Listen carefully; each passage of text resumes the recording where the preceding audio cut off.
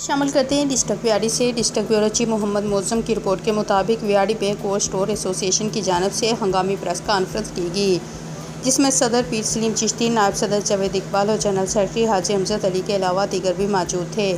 ضلعی صدر cold store ایسوسی ایشن پیر سلیم چشتی نے کہا کہ حکومت اور نیپنا نے کولڈ اسٹورز کا ٹیرف B2 سے تبدیل کر کے A2 کر دیا ہے، جو کہ سراسر ظلم ہے۔ صنعتی ٹیرف سے کمرشل ٹیرف ہونے سے بجلی کے بلوں میں 35 سے 40% اضافہ ہوا ہے۔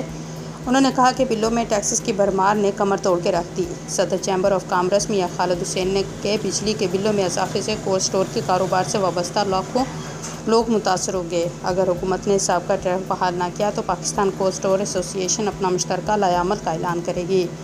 جنرل سیکرٹری حاجی امجد علی نے کہا کہ کولڈ اسٹور بند ہونے سے ملک بھر میں اربوں روپے کی پڑی سبزیاں، فروٹس اور بیج ضائع ہونے کا خدشہ ہے، جس سے بعد میں ہمسایہ ممالک سے مہنگا خریدنا پڑے گا۔ انہوں نے کہا کہ قیام پاکستان سے لے کر آج تک کولڈ اسٹور کا ٹیرف صنعتی تھا، اب صرف کولڈ اسٹور کا ٹیرف کمرشل کر کے اس سے وابستہ افراد کے کاروبار کو تباہ کرنے کے در پہ ہیں۔ اس لیے حکومت اور نیپرا اپنا یہ فیصلہ واپس لے اور پرانے ٹیرف بحال کر کے ملکی معیشت کے پہیے کو چلنے دے۔